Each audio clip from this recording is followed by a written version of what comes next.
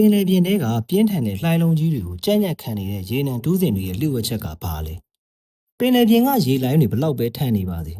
အဲ့ဒီအပေါ်မှာရှိတဲ့ရေနံတူးစင်တွေကဘာဖြစ်လို့ရိန်းထိုးမသွားဘဲနဲ့အမြဲတမ်းငြိမ်သက်နေနိုင်ရတာလဲလူတော်တော်များများကဒီရေနံတူးစင်တွေကိုတရားတိုင်တွေလိုမျိုးပင်လယ်အောက်ခြေထဲအထိအသေးရိုက်ပြီးတိဆောက်ထားကြတယ်လို့ထင်ကြပါတယ်ဒါပေမဲ့တကယ်အမှန်တရားကတော့အားလုံးကိုအံ့ဩသွားစေပါပါ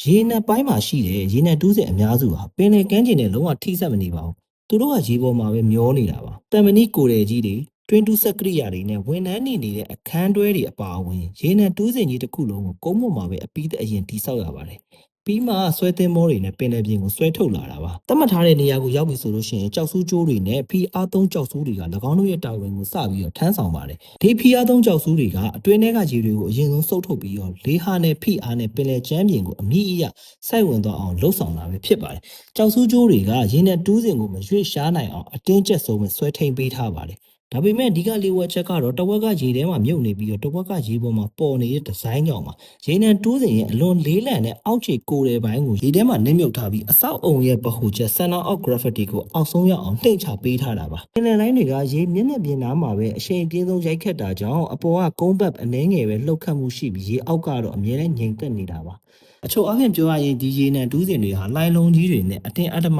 အားပြိုင်နေတာမဟုတ်ပါဘူး။စမက်ကြတဲ့ဒီဇိုင်းတင်းကျပ်စွာဆွဲထိန်ထားတဲ့ကြောက်ဆူးစနစ်ရေချိန်ထိန်စနစ်တွေပေါင်းဆက်ပြီးလိုင်းတန်တွေကြားထဲမှာငြိမ်သက်အောင်ထိန်သိမ်းထားနိုင်တာပဲဖြစ်ပါတယ်။